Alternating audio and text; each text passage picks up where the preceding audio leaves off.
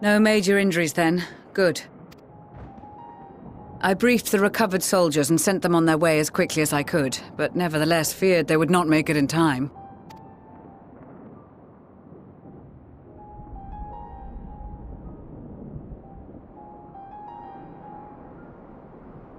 The additional support was invaluable. Your men saved more than a few lives.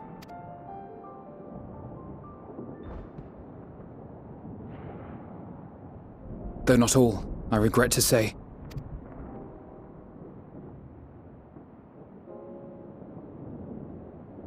I take it that I'm addressing Lucia Junius. I'm the Forum's envoy, Fortuneau Leveilleur. And you are owed an explanation for these most dire developments.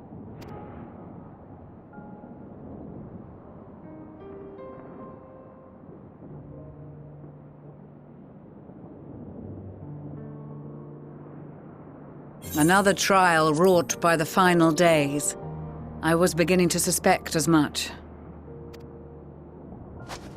You doubtless feel some consternation having been forced to abandon your original plan. But trust me when I say you were right to send the refugees elsewhere. Beasts have been sighted within the capital. Perhaps it was a stroke of grim fortune that the population was decimated beforehand, as they've yet to appear in any great number, but in time. In any case, Maxima leads the remainder of the contingent in an effort to cull the creatures and evacuate the populace as we speak. Once the airships have taken to the skies, I pray your men can be persuaded to join him. You'll permit us to retain our weapons? I wouldn't have sent you after the Scions were I expecting you to stab them in the back. And I, for one, would not consider past transgressions more relevant than future contributions. Regardless of the circumstances that saw us at odds before, we need men of courage now, more than ever.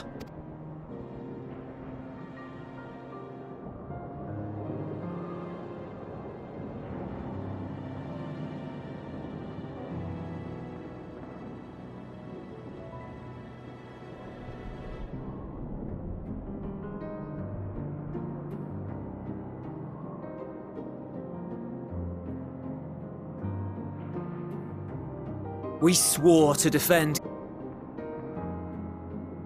It seems you have everything under control. You will excuse me then, for mine own duties await. A moment, Master Fortuneau. You did desire to express your appreciation for services rendered, did you not? I did. Though if you intend to again ask that Charlian alter its course, you will find my gratitude insufficient. 'Tis nothing so onerous. I wish to hear the details of this grand endeavor of yours.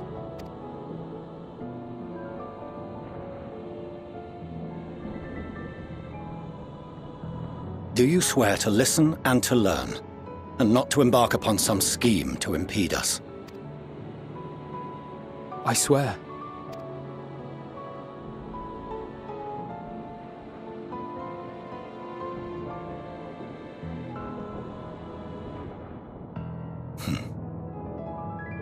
Any other I would doubt, but you I trust to keep your word. For not once have you broken it. Very well. I will request that the Forum make you privy to our plans. You may await our summons at the Baldessian Annex, assuming the decision is in your favor. Does that suffice? It does. You have my thanks. Excellent. You can regale us with tales of your most recent sojourn to the First while we wait.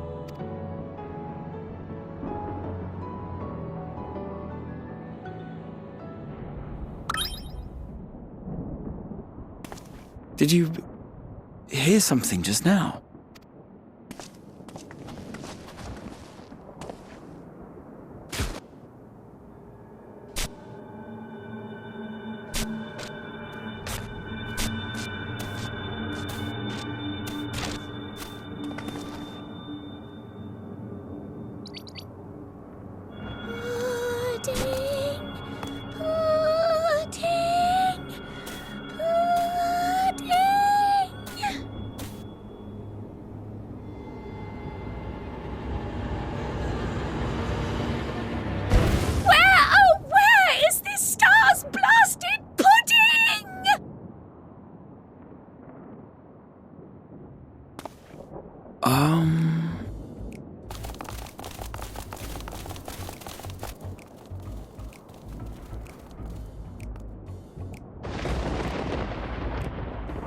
Dawn may banish even the darkest night, and to this bitter clime bring warmth and comfort.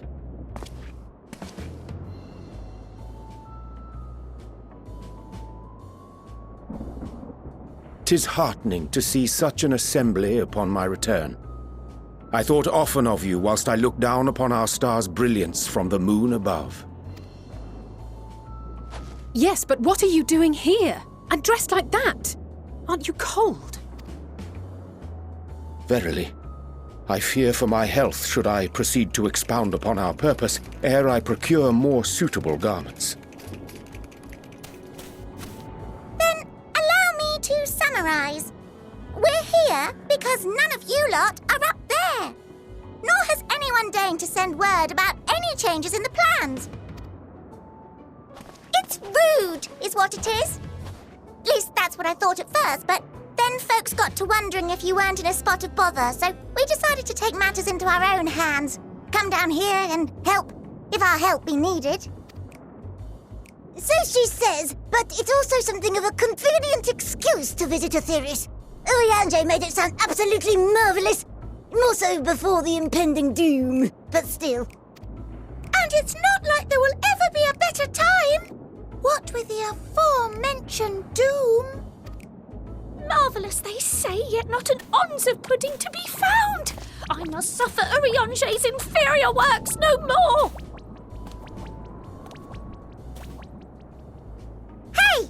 Maybe consider the plight of present company before you go blathering on about pudding and doom? Ahem. As I was saying, should you require any assistance with whatever, we are at your disposal.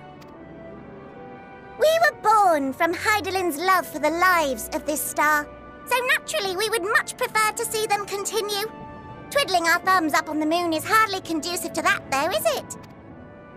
Aye, not when you've all got such precious thoughts and feelings and hopes for the future deserving of more active preservation. Speaking to Urianger made us realize that while we've carried out our duties to the letter, we've failed to fulfill them in spirit.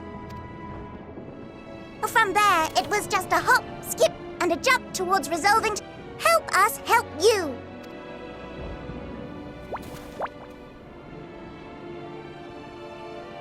Forgive me, but are they... Thy distant collaborators, indeed. Hail, fellow! Well met! You'd be a member of the Forum, would you? It's an honor and a pleasure to meet you at last. I'm Livingway, Hydaelyn's right paw! That last bit is very important. As am I, if I may humbly say so myself. I bid you welcome to our star, Livingway. On behalf of the Forum, I thank you for traveling such a distance to meet us.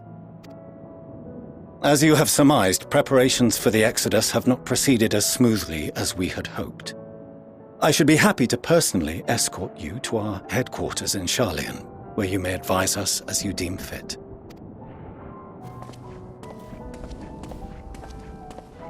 'Twas with reluctance that I set aside the great work of readying the moon for habitation. Be assured that I did so only after the Loperites made plain their earnest desire to come hither, and I myself felt a growing certainty that their contributions here would prove invaluable. 'Tis trite, perhaps, but I followed my heart.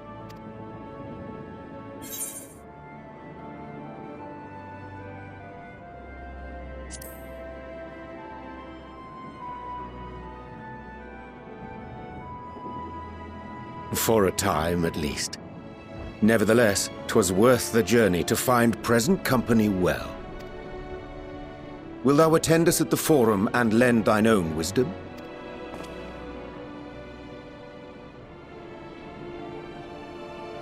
If that's all quite settled, can we start moving before Urianger catches his death? Even I'm freezing out here.